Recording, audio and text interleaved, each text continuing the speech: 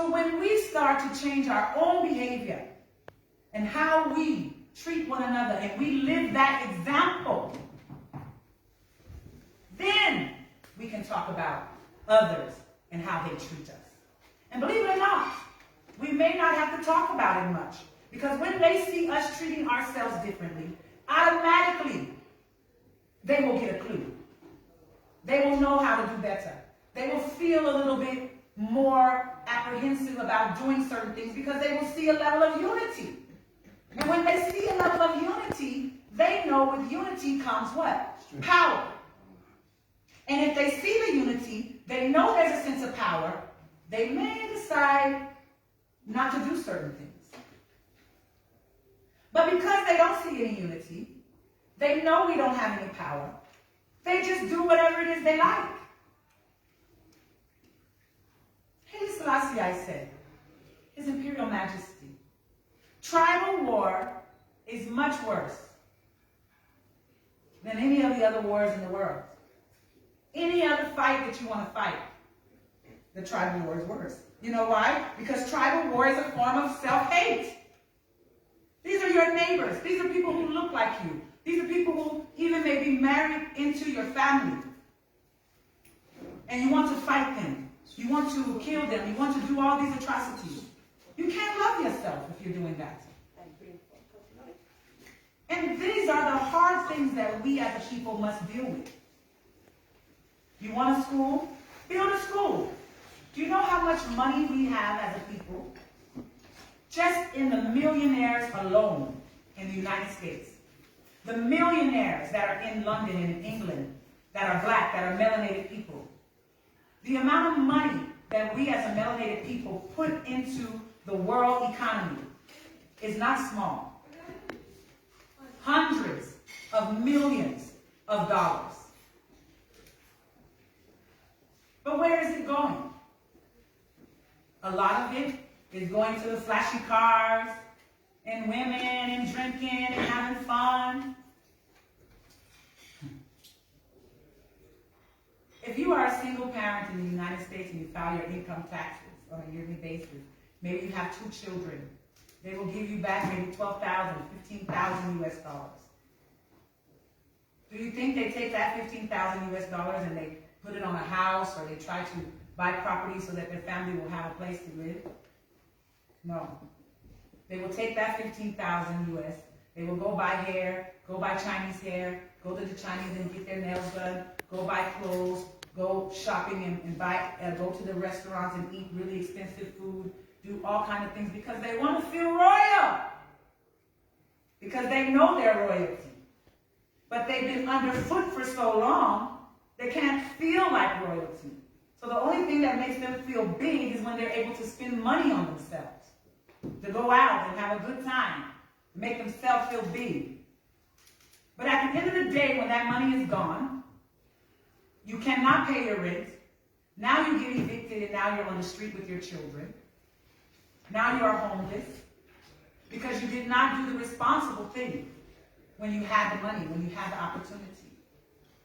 And see, I'm not here to give you any sugar-coating situation that some angel's going to come from the sky and solve all of our problems.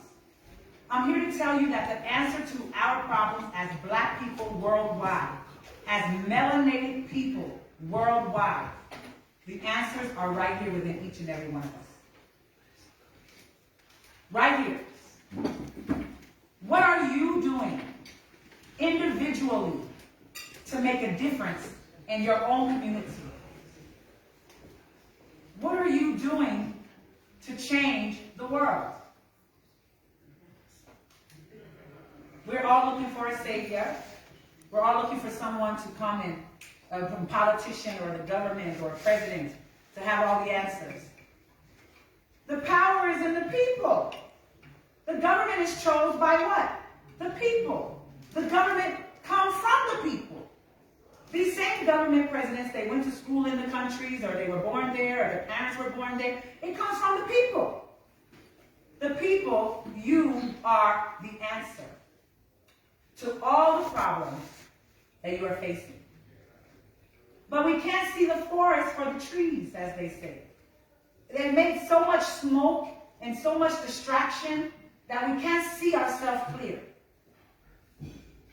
That's why sometimes we have to retreat. We have to retreat. When you go within and you decide, who am I? What is my purpose? Why was I born when other children die at birth? Why am I still here when I had this horrible car accident that could have killed me? Why have I been given favor to still have life? When people, I say they wake up dead every day. They wake up somewhere else like, whoa, okay, so that life is over, right? They wake up, they thought they were going to be coming home from school or coming home from work. They have a car accident. They die instantly. They wake up dead. They wake up somewhere else. Did they fulfill the purpose of coming here?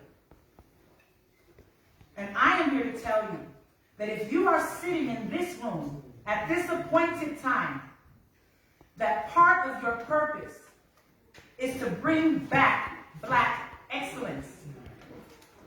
Part of your purpose is to exemplify Black love, to show what it takes to build Black unity, to show Black excellence, meaning be your best at all things at all times. Be that example of the best part of who we are. As we say in America, they say, wear your Sunday best. You know, everyone wears their best on Sundays. We wear our best to go to church in front of our Most High God. I'm telling you to wear your best every day, even for yourself. When you look in the mirror before you leave your home, you should feel good about how you are presenting yourself to the world. And on the inside, you said your prayers. Whoever you believe in, whatever power you believe in to guide you on a straight and righteous path.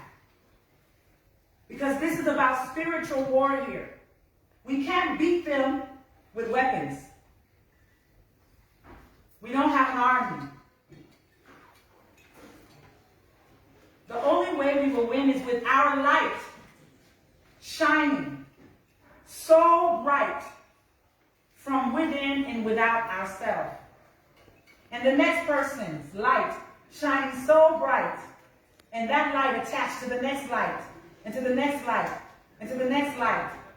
And that illumination of light will shine out all evil. The Ethiopian World Federation, this gift that was given to us, a constitution, laws and rules and regulations of how to live, how to be amongst ourselves. We should always take the good that our ancestors have left us and to apply them to our life. In Ghana, we have the Sankofa bird.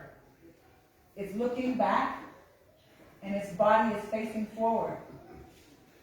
And that symbol, that bird, represents the fact that as you're moving forward, you can never really know where you're going or navigate yourself properly without looking back, without knowing what has happened before you got where you are. Then you will end up making the same mistakes that was made in the past if you don't study to show yourself approved. I am most honored to be here. I am most overjoyed to be here. And I will tell you why. Ethiopia is a very, very special place. And a lot of times, when you live in a place or you're from a place, you don't know how special it is. When you have great parents, you don't know how good they are. Until you have stories of someone else's mom and dad, and you say, oh, my mom is not that bad. Or you taste somebody else's cooking, and you say, oh, I thought my mom couldn't cook, but my mom cooks better than you. We always have to be able to broaden our perspective of life. We can't just see what we see in our immediate surroundings, or we'll never appreciate it. So in my studies and my travels throughout Africa, I've learned that Ethiopia is a very special place. For one, it is the home of the Kushites. Cushite people who migrated out of ancient Egypt, out of antiquity. Ancient Egypt represents black excellence on its highest scale. All civilizations have been modeled and copied off of that great civilization. Ancient Egypt, Kemet, the land of the blacks, Ethiopia, is tied right in. There was once a time when all blacks were referred to as Ethiopians. All blacks. No matter where you were in the world, if you were black, you were called an Ethiopian. Not just by blacks, but by whites, by everybody. It was understood. And they knew that as long as we had an image of a king and a queen, and that we were all identifying ourselves under one blackness, that we had power, equal or surpassing their own. So they had to get rid of that. They had to come with all these different ideologies of tribalism, which we, of course, we had tribes and we had tribal issues in the past. But it's been completely agitated and brought to a different level because of Western and outside influences. We have a lot of governments that have been bought out. It's just that simple. And they do not have the heart of the people at mind, the goodness of what's going to happen to their country. They just want what's now. They don't think about the future. And because we no longer look at ourselves as Ethiopians, we no longer look at ourselves as one black people. I'm American, I'm Ghanaian, I'm Ethiopian, I'm Tanzanian, I'm South African, or that's the countries, or you say, I'm Zulu, I'm Twi, I'm Ewe, I'm Yoruba, I'm Fulani, I'm Hausa, right? All these different tribes.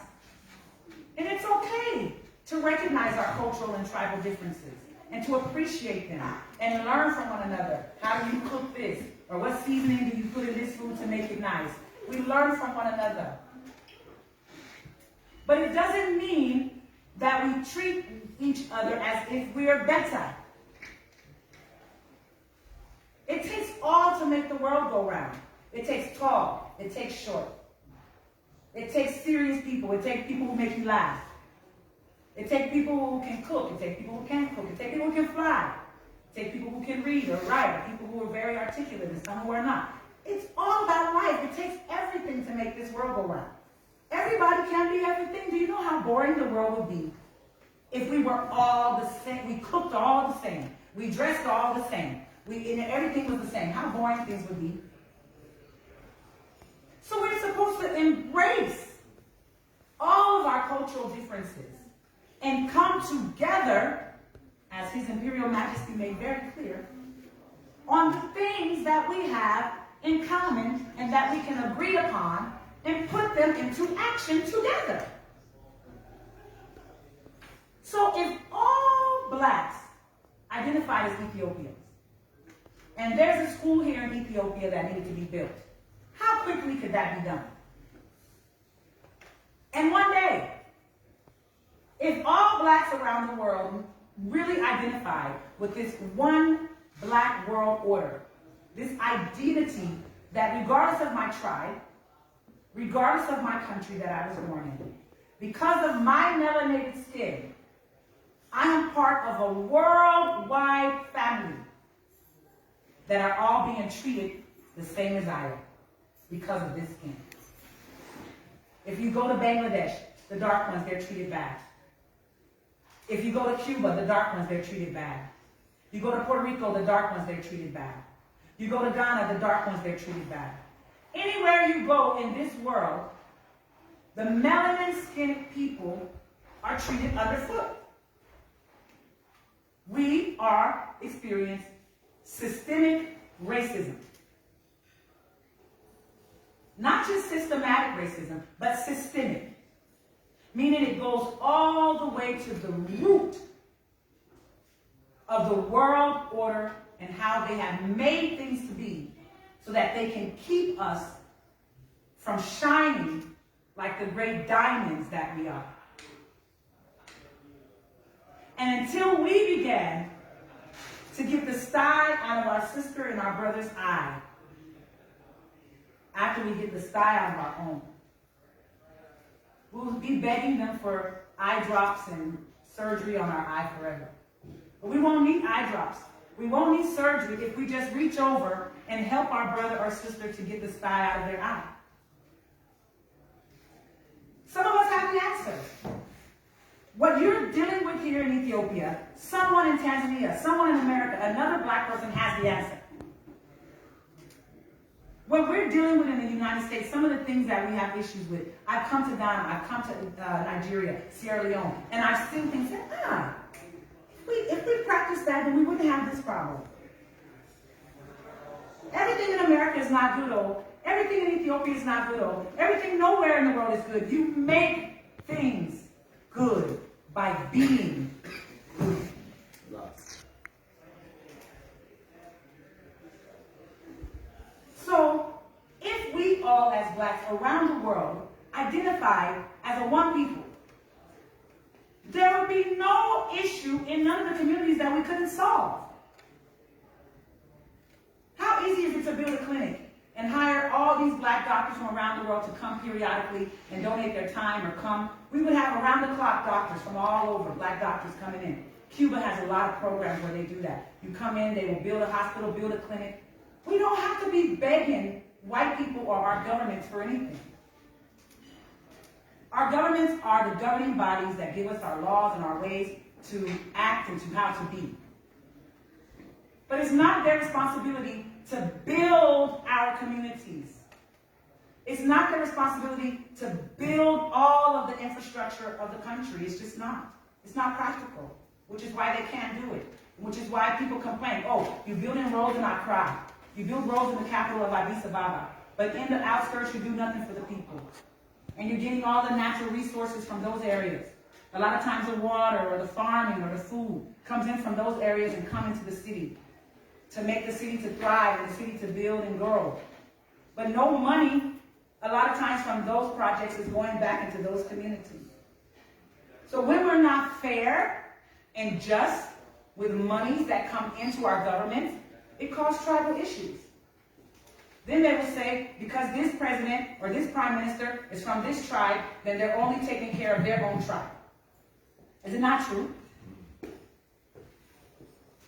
So, when you yourself start to say, is it a crime that if I'm a Ghanaian developing Queen Mother, that I decide to develop Ghana first before I come and develop Ethiopia? That's not a crime. So if you look at it, yes, they're a president. Yes, they're supposed to be for the equal of everyone. But let's look at reality. They are human beings. And if you are born from a certain tribe, a certain culture, you become power or you have money, you will help your people. You will help to develop them. But the problem is that we don't see outside of that. We don't see that the tribe right next to us helped our tribe get to where they are. Our great-grandparents, they mingled together. That there's married-in tribes into our own tribe. That we have an extended family around the world that we are also responsible for. It's called the worldwide black community. And when you're part of a community, that means you have a responsibility. So you have your immediate family.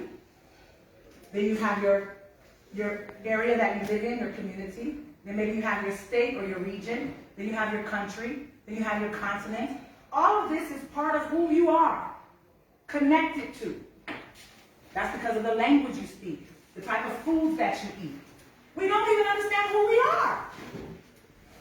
But when we look in the mirror and we understand who we are, we will begin to love ourselves and love the people who look like us, other people who are around us.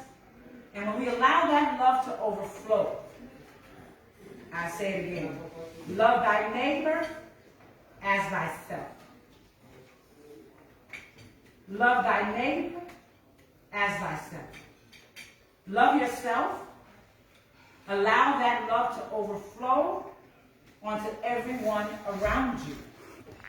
And when your light is shining in that way, No evil, no darkness can even come close to that. Which is why they have what? Destroyed the unity.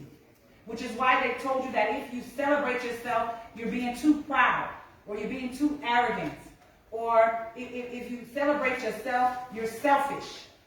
They teach you to give everything away. We as blacks have gone around the whole world taking care of everybody, building everybody. But when we try to do something for ourselves, they tell us it's wrong. Self-preservation is not a crime. And we have done enough for everybody in this world. We have brought civilization to this entire universe. It is now our time. It is time already. Our backs are against the wall. If we don't begin to love ourselves, we will be extinct.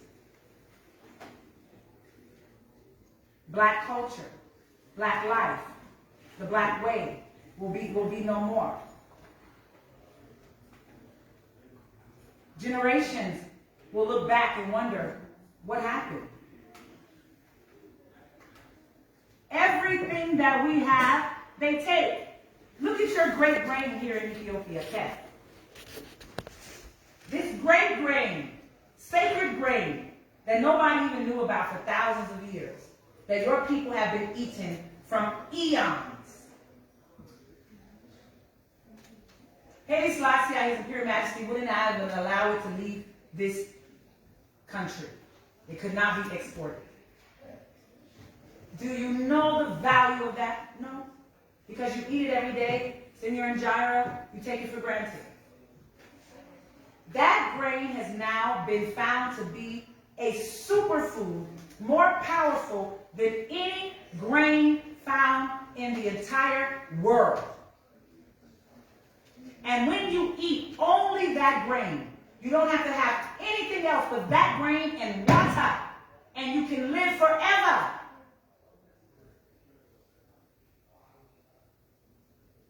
Did Ethiopia take that grain, study that grain, make sure the world knew that this belongs to me? No. They let Holland come in, process this grain, take it to Holland, and now Holland has the patent for theft. Hundreds of years from now, they'll look back and say, but the grain grows naturally in Ethiopia for hundreds and thousands of years. Don't grow in Holland. How does Holland become the one to be the controller of this grain?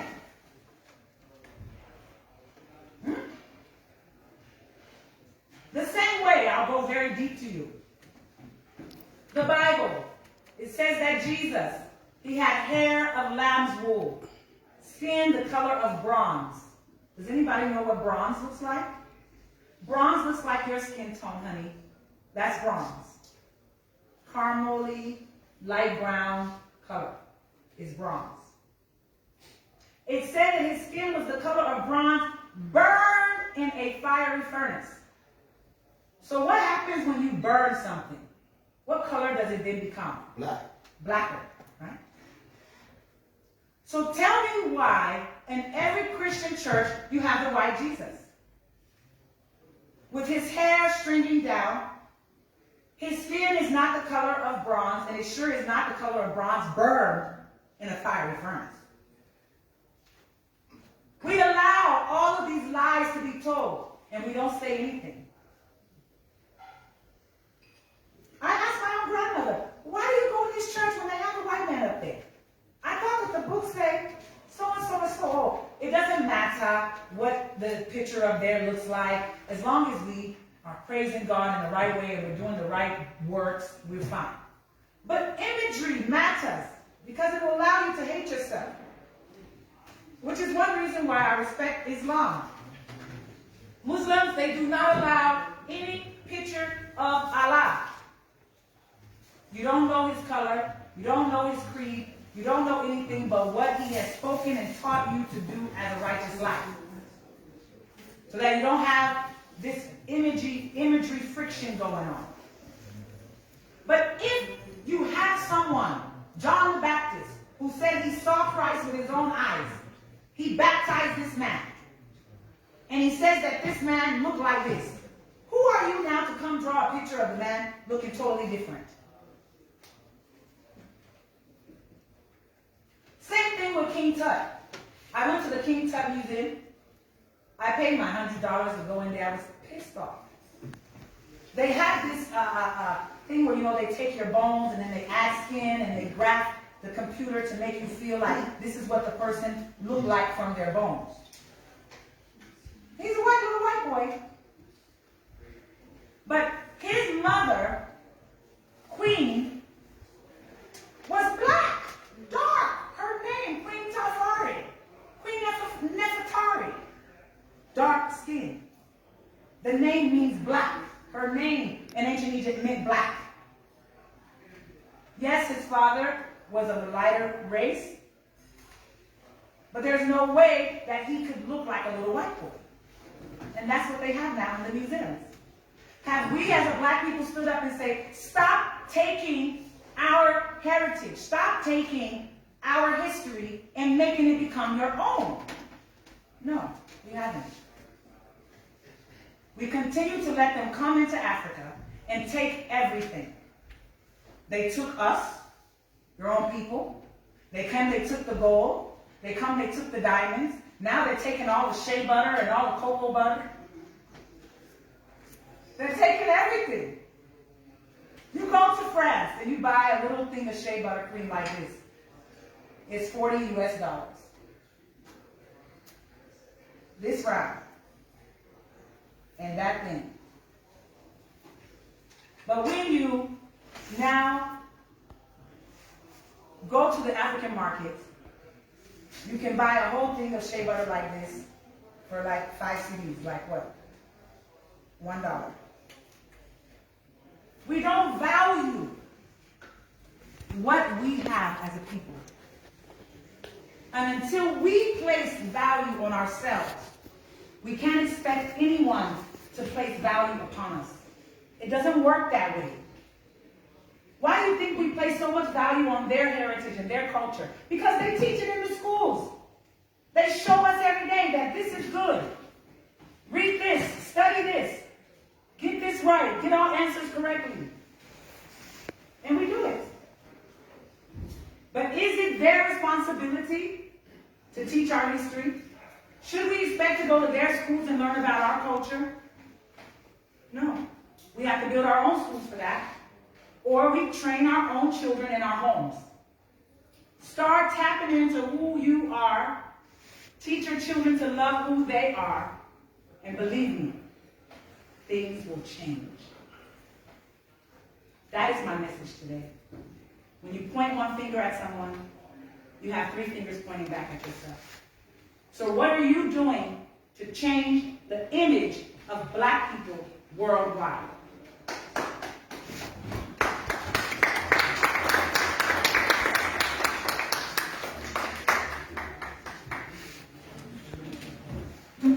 So I want to open this for any questions that you may have. I didn't really properly introduce myself because I felt the King did a great job. But my name is Princess Trinity Satra. I was born in California, United States. I am 3rd generation from Ghana, West Africa, where I repatriated 10 years ago. I am crowned twice in the country of Ghana as a development queen mother in 2 different regions where I've done lots of development work, clinics and schools and just individually development of human beings, creating jobs and entrepreneurship for some of the youth. And in that, the titles came to make my job much easier, for me to be able to work with some of the government officials and be able to get a lot of the work done that's necessary in the communities. I've also been crowned in Nigeria and some other areas, which is why now everyone just calls me Mama Africa, because there's so many crowns in different cultures. So in Ghana, if I'm with the Ewe, they will call me Mama Dunyo the First. If I'm in the Twi community, they will call me Nana Afia Doko the First. So there's different titles, but I'm just one person, one energy. But I carry the torch of all of our ancestors, and you do too. That torch has been passed to you, which is why you would be here today. This is an appointed time. Us coming Do you know, it was not just traffic. The roads were blocked, literally, with stones, and we had to go on the other side of the road. Blocked with stages. They had some political thing, big stages in the middle of the road. So not only just traffic, like literally the roads that we were going were blocked. And as we were on our way here, I said to myself, you see how these roads are blocked? But we have to go around? It's the same way that we are going to have victory in what we're doing right now, in creating unity. It won't be a straight road. It can't be a straight road. There's going to be blocks along the way, roadblocks, things, people throwing things, and whatever you want to call it, juju or hoodoo or negative vibes or whatever. We have to be clever and have to know how to go over, under, around, or through to get to our destiny. So thank you for your patience, for waiting here. I appreciate it. Any questions? Yes, please. Can we have some questions for Princess Ifia? Yeah. Thank you very much, Sister Queen, Ghana sister. Thank you very much, everybody is in this space. I really appreciate what the sister said. Sometimes when we see what the different culture have in European and in Africa, it's not the same. You know, for example, sociology. How we can develop the community? How we can work social? Social, they want to kill social now. You know, because this theory, I study sociology for 5 years. I never see African, they give Africa. Yesterday one children say one thing very important, 1 year children. He said, when I told my teacher, why you teach me black history? He said, no, this is my white mind. Yeah, it's white mind. You know, sometimes when, for example, me, when I try to become a leader, people say, no, selfish. Yeah, what sister says is very important. It is selfish. We must believe in us. We must believe in us and go. You know, we want to unite Africa. We must unite Africa. Don't in Europe they say no leader. I long time listen this thing. No. Everybody come. We can share. No share. Africa must be leader now. We must be leader. We must lead our people because our people mind is late. You know, they think. In Ethiopia, it is the best place for making this in the world. I believe. In Ethiopia, finish thing what we will make, we Rasta people together, people will understand the truth. This is the truth. Because when you teach the people the truth, it is easy, it's not difficult. Africa, it is true. So, now, for example, I see we started the Pan-African school. We left the children the choice, you know. We show them this and we show them this. Now it is the time of black people. Sisters say, we don't have a weapon. I don't have atomic bomb. I don't have AKM. But we have the spiritual power, and this spiritual power, it is here in Ethiopia. Don't see me. See what Ethiopia, it is here. You know, Ethiopia represents the spiritual power in the world. I see a lot of all the people in Ethiopia. All the people. Yesterday, I see one mama, 90 years old, which is maybe 30 kilo or half a kilo. I don't care this. I don't care this. 90 years old. I see a lot of old people in Ethiopia. Ethiopia, it is mystical country. Nobody can say that. Ethiopia never be colonized. Ethiopia never be conquered. Time is now, journalists, every people, time is now, it's finished. Babylon is failing. Black it is rising. But it's not a poem. It's not a poetry. This is not a poetry. This is reality. I'm here for say this. Sister is here for say this. King is here for say this. Every people is here for say this in this moment. You know? This is one spiritual war. I believe in it. I believe this is a land of God. I believe. If I don't believe, why I come here? Why?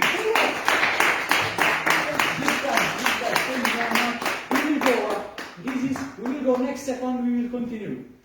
We must no stop. Every Ethiopian people will rise in right now. I am sure. I have 100% this. Ethiopia will rise in because Ethiopia is rising in this moment because I am here. I am here for this. You know? So now have another chance because me, I believe in me. I believe we will make this revolution in Ethiopia. Because I am in Ethiopia. Queen is in Ethiopia. Everybody is in Ethiopia. Ethiopia, it is the land of God. So, Ethiopia, in the Bible say one thing very important. Who, more than I give, more I want to take. This is God saying. So the people in Ethiopia, more give. For what? For give. It is not for take for me. No, I don't want contact. I only want only Amharic. Yes, I understand this thing. I'm Amhara. I am free man. Yes. I'm Amhara. I am a free man. I talk Amharic. But now, it is the time to wake up. Okay? It is the time to wake up. To open for the world. To give the world what you have. God don't give you for stay and for take forever. He will question you. I give you so much, my son. So why? Why you don't rise? Why you don't wake up? I give you so much, so I will take you so much. But a lot of problem in Ethiopia. More than 46 years. Problem, disturbed. 6 years, Mengistu. Another 27 years. You know, political system put young, mental generation, traveling, starvation, war.